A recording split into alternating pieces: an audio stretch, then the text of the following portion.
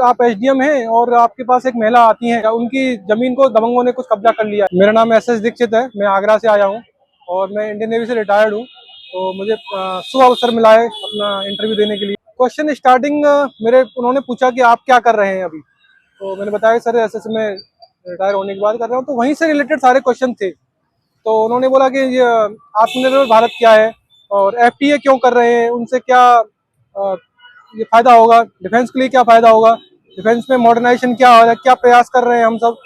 और उससे से रिलेटेड क्वेश्चन थे कि इंडस्ट्रीज को हम कैसे अपनी कैपेसिटी बढ़ा सकते हैं, और अगर हम हथियारों का आयात कर रहे हैं, मुझसे बहुत सारे क्वेश्चन थे, डिफेंस से रिलेटेड के क्वेश्चन थे।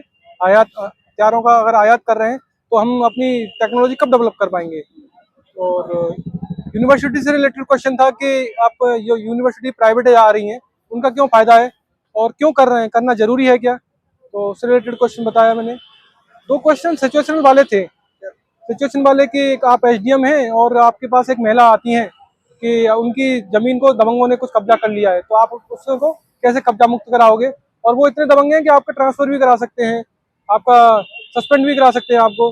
तो ऐसी कैसी स्थिति को संभालोगे, ये था। और कुछ योजनाओं से रिलेटेड था कि आप अगर एसडीएम है और कोई महिला है जिनके कोई भी किसी भी योजना का लाभ नहीं ले पा रही है वो, तो उन योजनाओं को कैसे उनको दिलवाओगे, कैसे प्रयास करोगे, ये थे क्वेश्चन।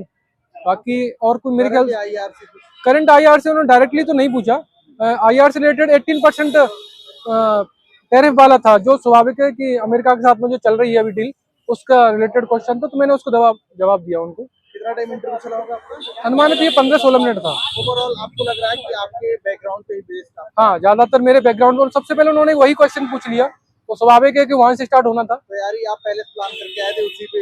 हाँ, वो एक हमारा एक मेरा एक आइडिया भी था और मेरी प्रिपरेशन भी उस हिसाब से कर रखी थी, क्योंकि वो लगता था कि वहां से क्वेश्चन हो सकते हैं। ऐसे ट्रांसक्रिप्ट वगैरह आप देखेंगे पता चल रहा होगा बैकग्राउंड से सवाल। हाँ, बैकग्राउंड उन्होंने जैसे स्टार्ट किया तो वो सारे लगभग बैकग्राउंड से क्वेश्चन थे। ये क्वेश्चन थोड़े बढ़िया थे, अच्छे क्वेश्चन थे।